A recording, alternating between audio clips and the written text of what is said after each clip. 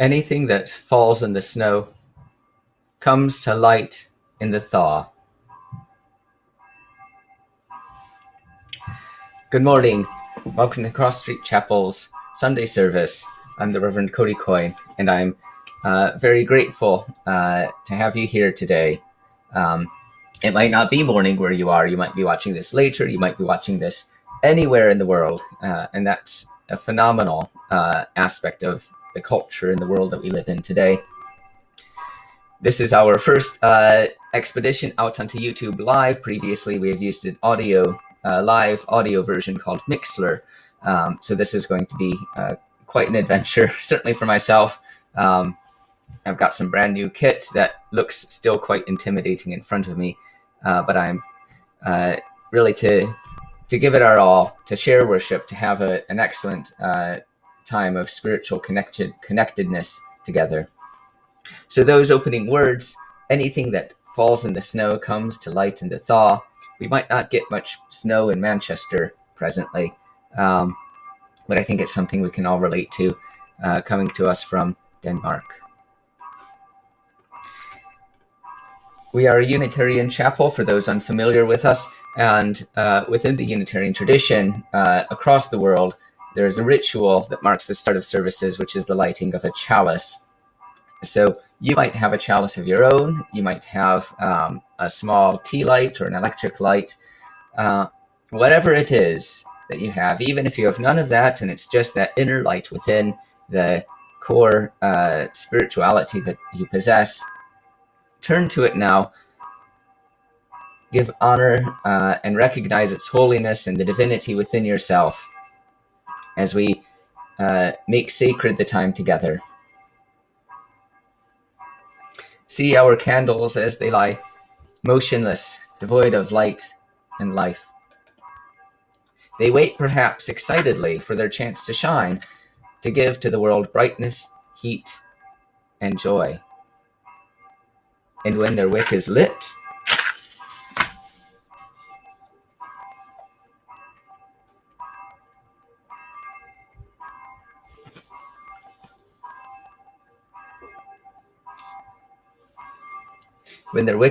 they come alive and dance, knowing a joy that can only come from feeling that one is alive.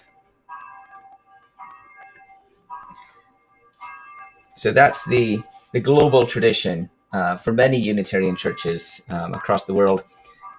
At Cross Street Chapel, even though we haven't met in solidly for nearly a year, we did have a few weeks back in October or so where we were able to meet.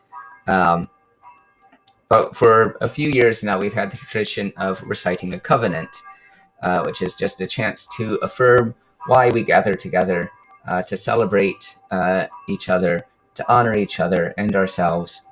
So this is going to appear in blocks next to me, and please recite it along with me. We gather here in sacred fellowship to witness the fullness of our lives and all life, to hold and be held, tell stories and listen, to be renewed and renew the world. We speak with care and patience. We act with gentleness and compassion. We forgive each other and ourselves. In faith that we build beloved community, we renew our covenant today. Amen.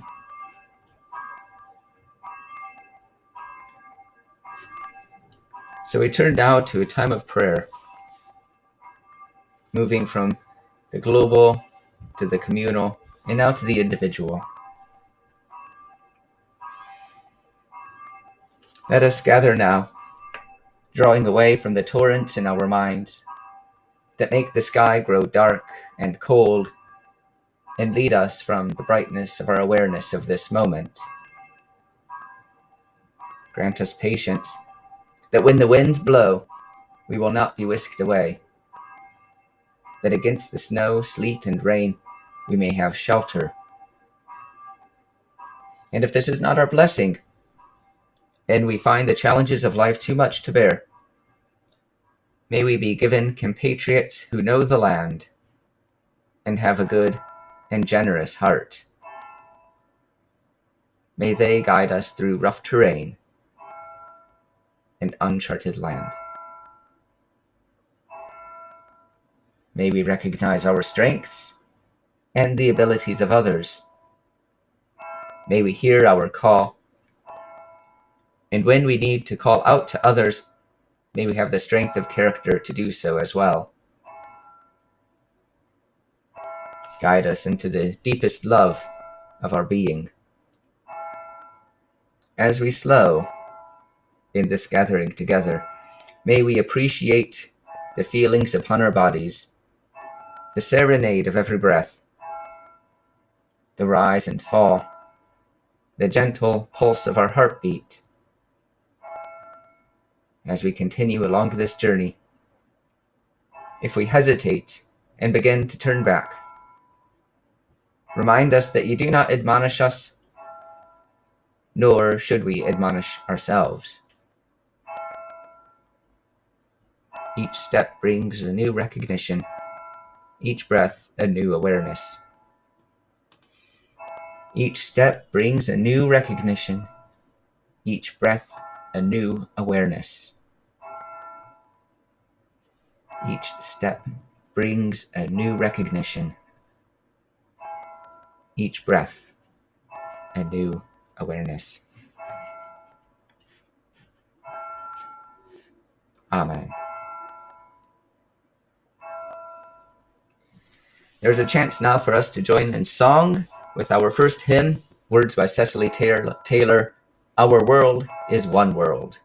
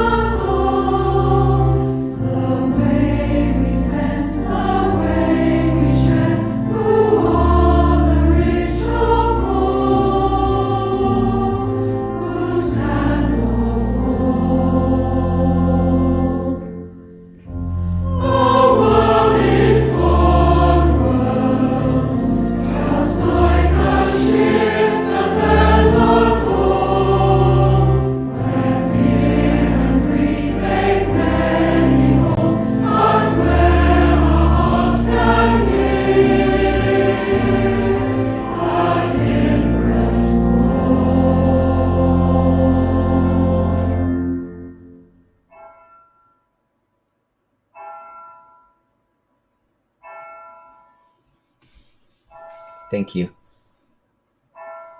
We turn now to two readings separated by a century and a half and more.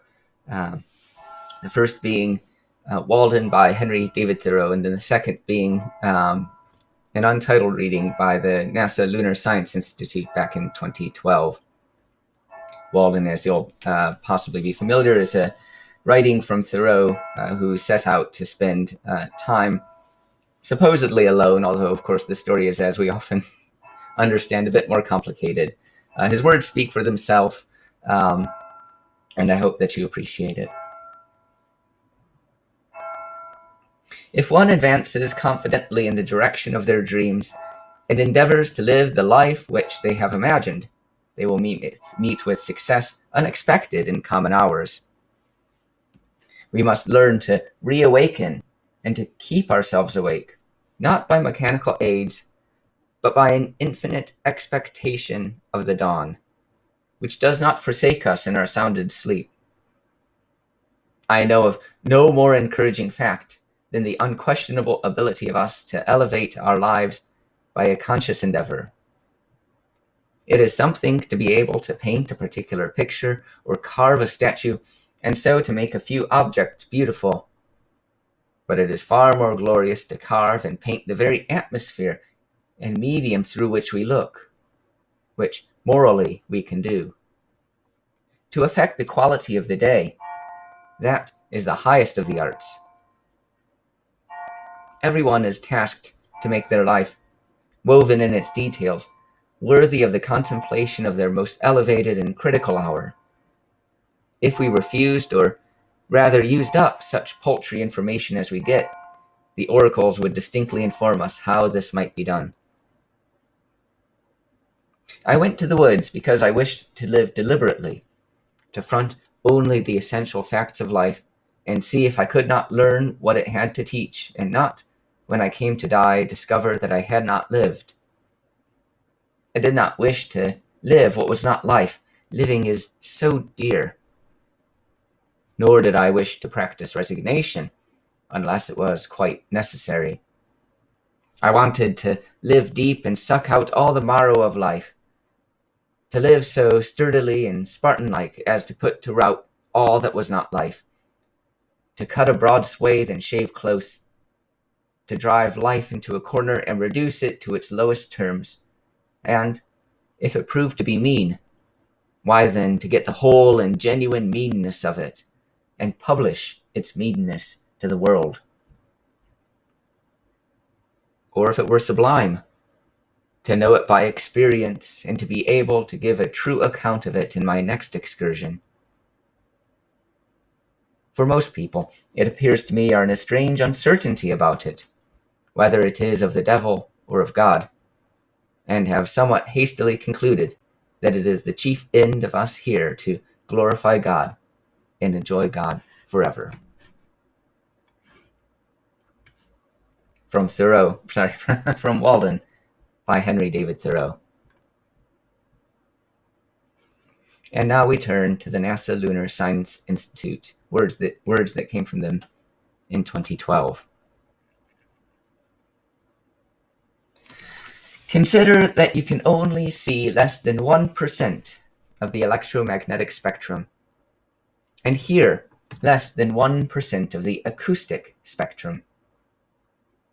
As you read this, you are traveling at 200 kilometers a second across the galaxy. 90% of the cells in your body carry their own microbial DNA and are not you.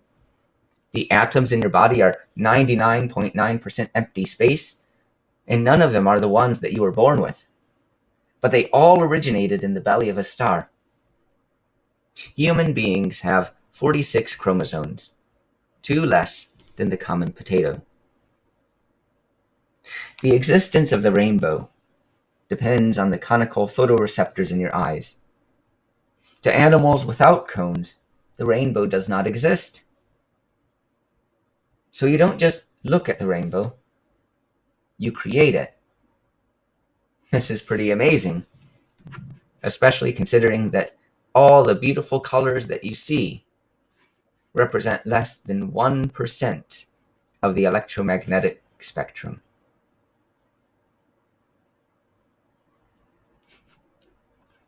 Words from the NASA Lunar Science Institute, 2012.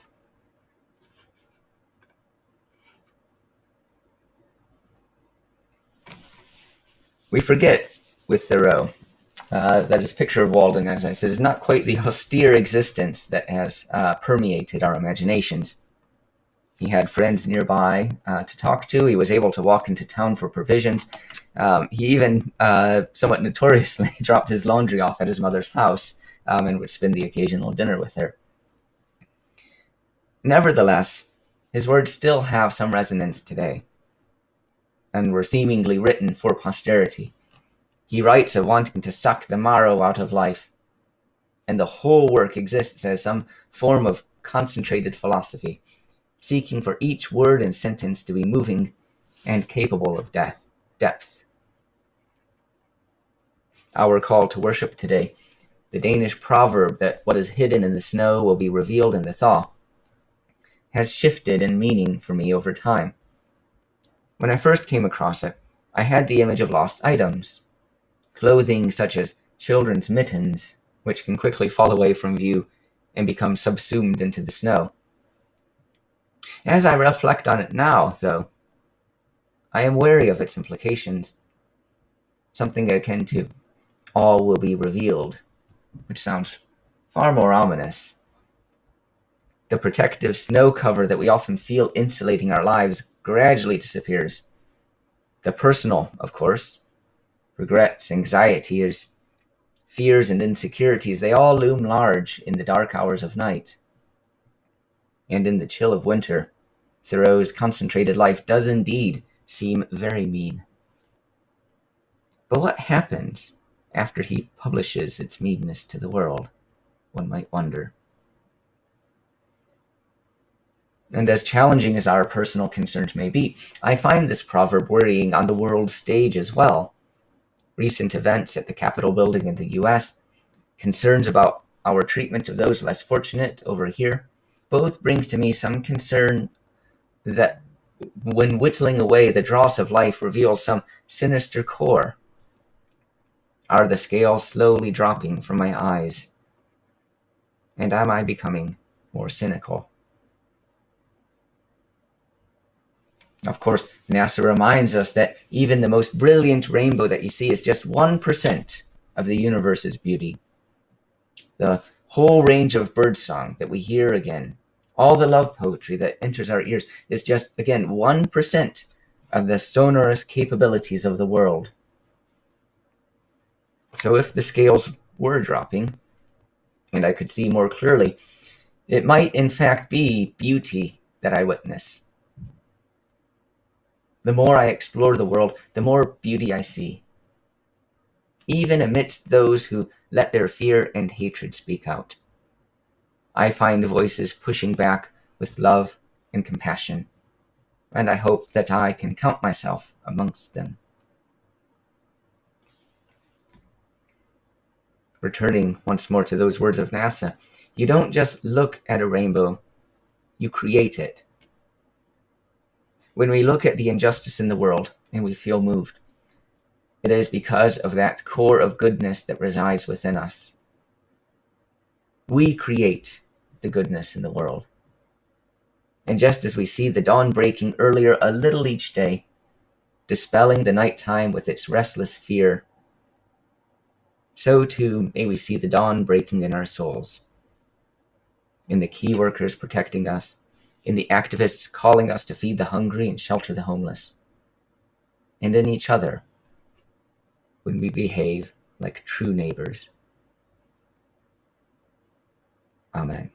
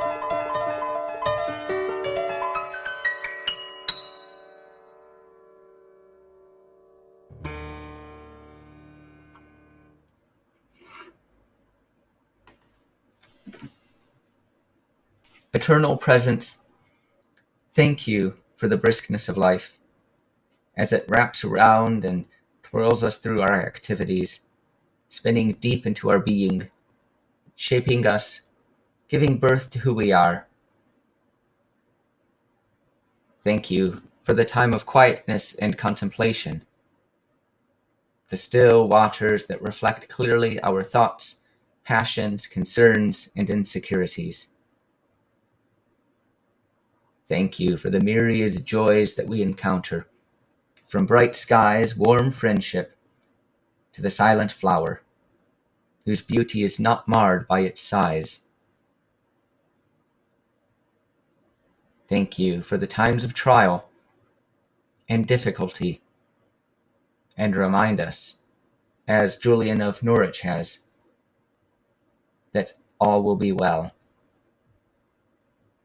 For though we are strong and have built many castles, we remain as fragile as the flower. Though we are as audacious as the sun, we are as tumultuous as the storms. Let our lives encompass the totality of our being, today and all days.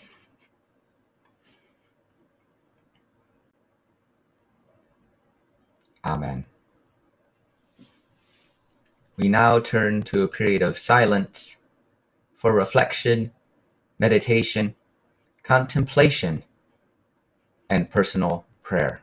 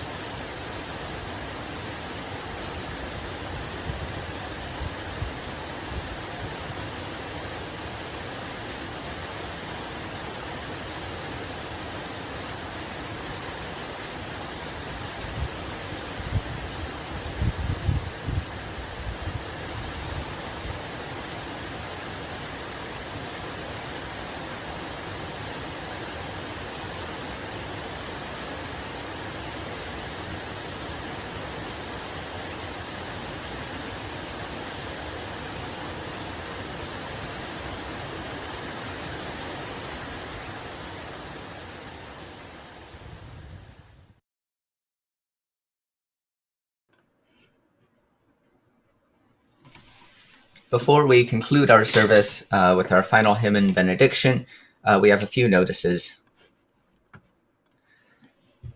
Firstly, if you are in need of pastoral care, if you would like to contribute to the service, providing a reading or otherwise, or if you wish to join the chapel's mailing list, please write to me at minister@crossstreetchapel.org.uk. As you can see, we wish to include other elements such as video and images and other music.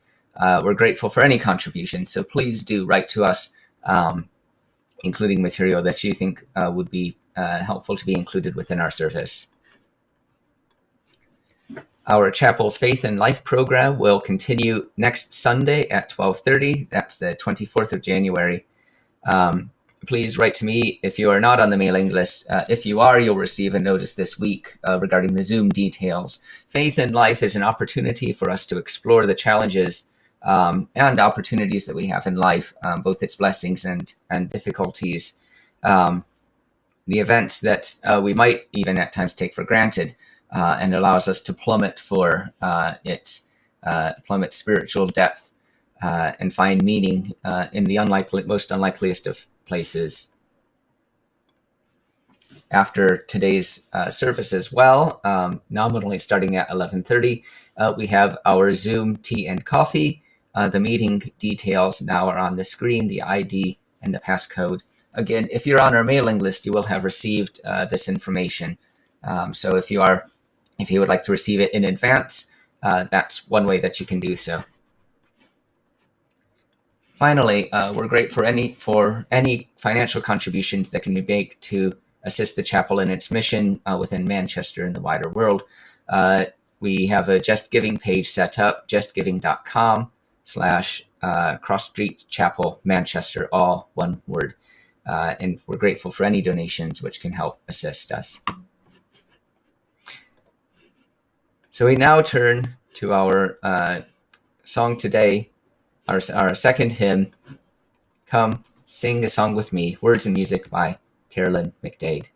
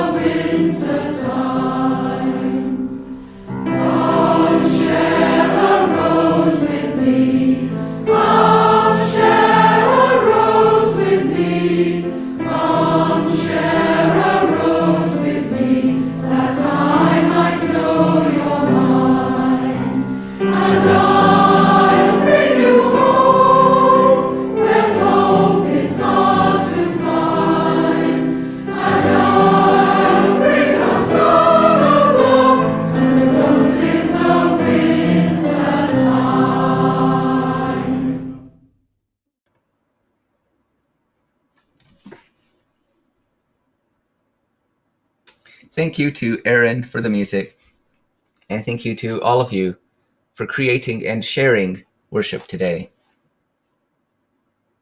As we draw our prayers to a close, let us know that as we have been shown care, so too can we show care.